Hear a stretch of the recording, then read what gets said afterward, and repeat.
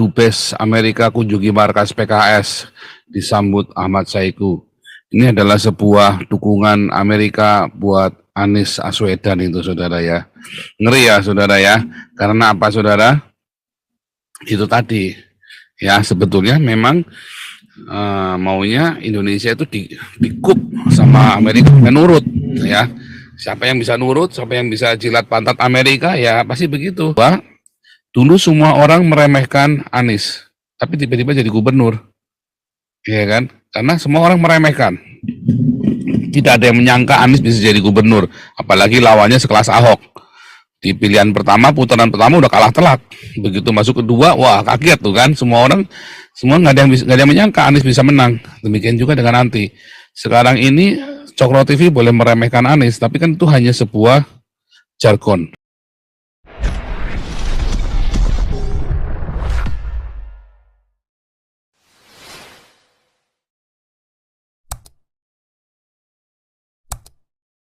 Baik Kapolres maupun Kapoldanya, mesti kita ini, karena kita punya hak konstitusi. Nah, kalau memang semakin kita terjadi pembiaran terus, kita sudah tuntut tidak dilakukan apa-apa, ya artinya orang-orang Kristen, orang-orang Muslim bisa melihat buat apa lagi kita bergabung dengan Indonesia yang konstitusinya tidak dijalankan dengan benar. Ya, buat apa lagi kita bergabung dengan Indonesia? Artinya siap-siap mendingan melepaskan diri, kita berdiri sendiri-sendiri. Buat apa diperlakukan tidak adil model seperti ini? Negara sudah menjamin, sudah ada konstitusinya jelas aturan mainnya untuk bernegara sebagai konsensus bersama, milik bersama bangsa ini, satu persatuan, tetapi tidak dijalankan dengan baik. Lakukan seperti itu, sehingga itulah yang mendorong pemerintah dan seluruh rakyat Indonesia semakin cerdas. Kalau negara kita mau maju, ya harus bersatu. Jangan mau egosentral begini didikte oleh kaum radikal yang nggak ada sekolahnya, yang goblok-goblok begitu. Dan negara jadi goblok juga, mau ngikutin seperti ini, begitu ya. Nah, itu menurut saya Pak Paul. Jadi mungkin langkah-langkah ke depan, Galarua dengan ormas-ormas organisasi-organisasi yang lain, kita harus bangkitkan seperti ini, lakukan penuntutan kepada presiden, kepada menteri agama, kepada ini untuk cabut, karena itu pelanggaran konstitusi. Kalau dalam waktu berapa lama tidak dicabut, ya sudah kita tuntut, itu pelanggaran konstitusi, dan biar seluruh rakyat Indonesia melihat memang presidennya juga tidak mau memperlakukan keadilan, tidak mau menjalankan konstitusi, apalagi menteri agamanya, menteri dalam negerinya. Nah, begitu juga tindakan ke daerah-daerah. Kalau tidak dilakukan, ya artinya semakin terlihat lagi di nasional bahwa ini memang akal-akalan mereka diskriminatif, begitu. Kita pertontonkan. Ya, begitu Pak Paul. Iya, luar biasa nih ya. Memang semuanya akal-akalan doang, saudara ya. Ini ada lihat Dubes Amerika kunjungi markas PKS, disambut Ahmad Saiku. Ini adalah sebuah dukungan Amerika buat Anies Baswedan itu, saudara ya. Ngeri ya, saudara ya. Karena apa, saudara? Itu tadi. Ya, sebetulnya memang maunya Indonesia itu dikup sama Amerika, menurut ya. Siapa yang bisa nurut, siapa yang bisa jilat pantat Amerika, ya pasti begitu. Bagaimanapun juga Jokowi nggak mau dia jilat pantat Amerika. Dia mau supaya Indonesia bisa independen, ya kayak Luhut kemarin ngomong ya. Kamu boleh tanya apa saja tentang Indonesia, tapi jangan dikte kami. Saya serem tuh ya dengar perkataannya Luhut itu ya. Wah, itu mantap itu saudara ya, Luhut bilang begitu ya. Nah, cuman gara-gara itu tadi ya, gara-gara itu tadi. Tapi memang seharusnya Indonesia harus berani ya untuk tidak di bawah dominasi negara manapun, karena Indonesia adalah negara yang berdaulat teorinya. Ini ada Gema Insani Nyelonong 1 nih ya, 1 boleh dah ya, singkat pada jelas Gema Insani, singkat pada jelas. Shalom Pak Paul. Shalom. Ya saya setuju Pak tadi bahasan Bapak yang dari awal Pak ya. Memang yang masalah utama di negara kita itu nomor 1 ulama-ulama kadrun Pak ya. Nomor 2 pejabat, 3 aparat ya. Tapi yang paling parah ya ulama jadi pejabat Pak. Seperti di gambar ini kan PKS ini kan Iya. Nah, itu kan isinya Ulama semua. tapi kenapa bisa dekat sama Amerika, itu yang jadi pertanyaan Pak ya. Jadi memang kan kalau kita lihat memang sejarahnya cukup panjang Pak ya. Masuknya PKI kan di Indonesia juga dari Partai Islam gitu Pak. PSI Pak ya. Jadi tapi kan akhirnya Soekarno juga mendirikan suatu ini dibilang itu Asakom Pak ya, nasionalis, agama dan juga komunis. Tapi itu kan juga akhirnya kan banyak pertentangan Pak. Jadi akhirnya yang disepakati adalah Pancasila gitu Pak ya. Tapi Soekarno juga sendiri dulu juga banyak kewalahan juga Pak untuk pemberontakan Pak ya. Dari DITI sampai Permesta semua Islam tapi semua. Kan, iya, tapi kan ini Pak pada akhirnya kan ini juga tumbang Pak ya, tumbang oleh dibilangnya pemberontakan komunis Pak. Tapi yang aneh setelah komunis diberantas, tapi kenapa Amerika bisa menguasai gitu Pak, menguasai wilayah Indonesia yang penuh dengan ini Pak ya, wilayah emas Pak ya. Ya jadi ini Pak, jadi memang nih Pak kita bisa melihat Pak ya. Jadi seperti apa ini Pak polanya ini Pak. Jadi memang kalau misalnya dia jadi pejabat tapi mengatasnamakan agama, terutama politik identitas Pak ya, pasti yang dikejar tuh ada uang dan kekuasaan tuh Pak. Jadi kita mesti tahu lah Pak gitu. Ciri-cirinya bagaimana, dia juga kita tahu lah Pak ya, siapa di belakang mereka gitu Pak. Ada yang mendanai dan juga yang manfaat Pak ya. Ya kita lihat juga Pak, mungkin yang pentolan-pentolan yang di Indonesia Pak ya, banyak juga seperti Amin Rais, Anies, semuanya kan lulusan Amerika semua Pak. Mereka belajar di Amerika. Mungkin juga termasuk saya bilang ya, mohon maaf Pak ya, Ridwan Kamil Pak ya. Ini juga cukup radikal juga tuh Pak. Mereka kan semua kuliah di Amerika semua gitu. Jadi ya kita juga ini Pak, sebagai orang yang toleran yang menganut Bhinneka Tunggal Ika Pak ya. Kita nggak mau bahasa kita itu dikuasai oleh segelintir kelompok, terutama yang mengatasnamakan agama identitas Pak ya. Jadi memang cukup kita harus sering menyuarakan kebangsaan nih Pak. Bhinneka Tunggal itu nomor satu Pak. Jangan kita dibodohi oleh politik identitas yang dari pihak-pihak asing itu Pak. Ya makasih Pak. Ya benar ya, tadi bagus tadi ya. PKI itu adalah bentukan dari orang Islam yang pro Rusia ya, pro Rusia dan Cina. Jadi blok timur. Sedangkan NU CS adalah pro Amerika ya. Dua-duanya sama saja mereka ya, baik Rusia maupun Amerika jualan senjata. Nah, dua-duanya akan mengambil kesempatan. Tetapi kalau kita lihat Soekarno itu, siapa yang melengsarkan Soekarno? Soeharto didukung oleh ulama-ulama Islam. Makanya Soekarno menggunakan NU dan Ansor untuk membunuh 3 juta musuhnya NU.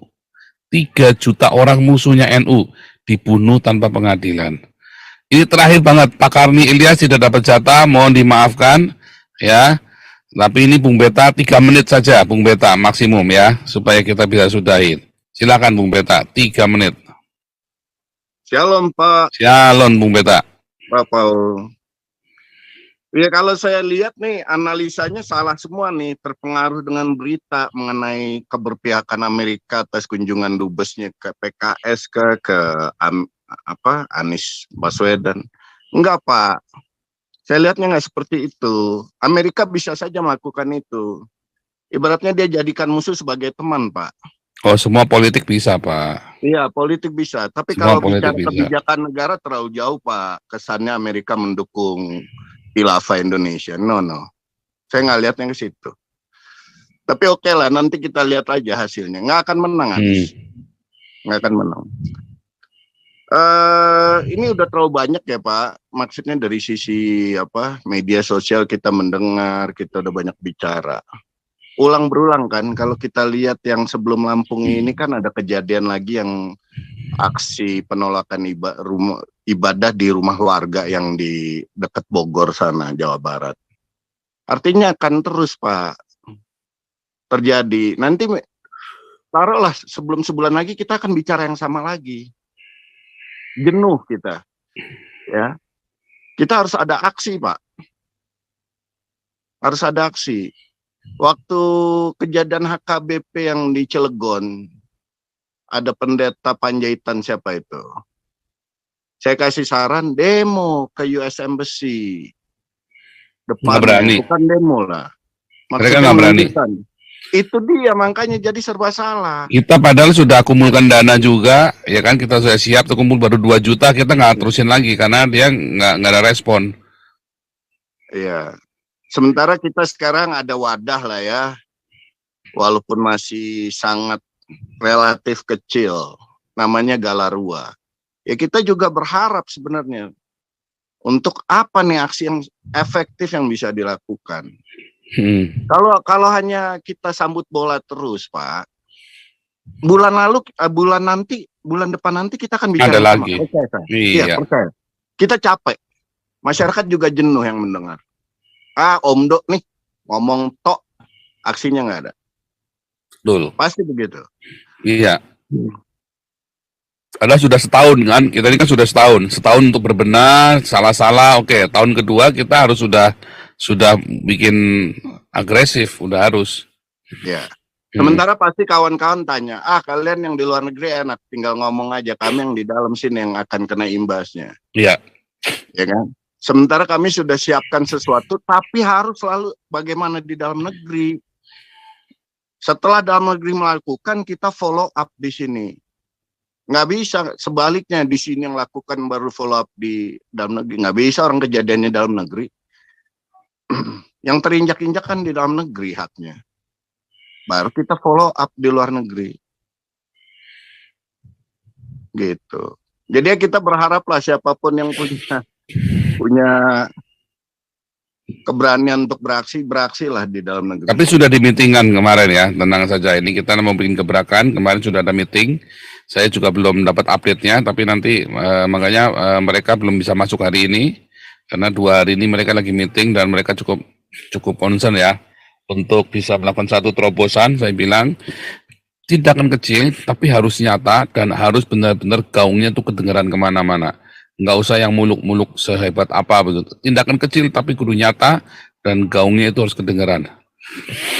Asal tindakannya jangan kriminal, Pak, maksudnya. Oh iya dong, nggak boleh dong. Galarua itu tidak boleh kriminal dan juga tidak boleh dan juga tidak ada sangkut pautnya saya. Ya artinya kalian harus benar-benar independen, tetapi harus benar-benar meneriakan sekeras mungkin apa yang menjadi itulah sebabnya Galarua, Pak Toping, Pak Ponto ada di sini bukan untuk mendukung DPO, tetapi untuk mendapatkan opini karena di sini kan berani kebebasan bicara, ya kan?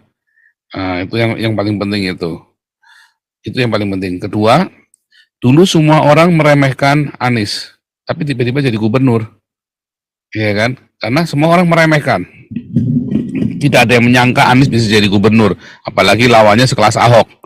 Di pilihan pertama, putaran pertama udah kalah telak. Begitu masuk kedua, wah kaget tuh kan. Semua nggak ada yang menyangka Anies bisa menang. Demikian juga dengan nanti. Sekarang ini Cokro TV boleh meremehkan Anies, tapi kan itu hanya sebuah jargon. Ya, dan yang ketiga, yang paling sebenarnya kan apa yang kita lakukan ya merupakan sebuah kode bahasa metakomunikasi. Kunjungan-kunjungan seperti ini sebenarnya tidak perlu, ya kan? Nah, karena akan membuat rakyat melihat, oh ternyata Anies baik ya, pro Amerika, didukung Amerika, either Amerika mendukung atau tidak.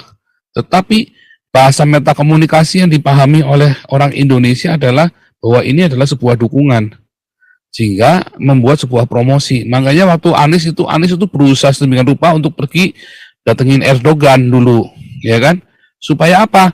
Supaya ditunjukkan ini Erdogan aja dukung saya kok, ya kan? Waktu mau pilgub itu ya, itu penting buat rakyat Indonesia, itu penting, yang begitu-begitu itu penting. Nggak penting dengan prestasi, salah ya, orang-orang Indonesia itu kalau berpikir yang berprestasi itu yang menang salah. Tapi yang bisa menghasut rakyat itulah yang menang nanti.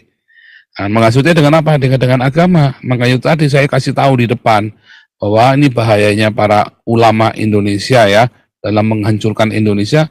Siapa yang berperan menghancurkan Indonesia? Ulama Indonesia dari tahun zamannya pertama kali Islam masuk Nusantara sampai dengan zaman perang kemerdekaan sampai dengan hari ini. Siapa yang menghancurkan? Ya ulama-ulama ini. Oke, tapi kita harus stop supaya jangan kepanjangan. Bung Beta boleh tutup dalam doa. Pak Karni Ilyas mohon dimaafkan tidak bisa bicara hari ini supaya kita bisa selesai. Bung Beta silakan.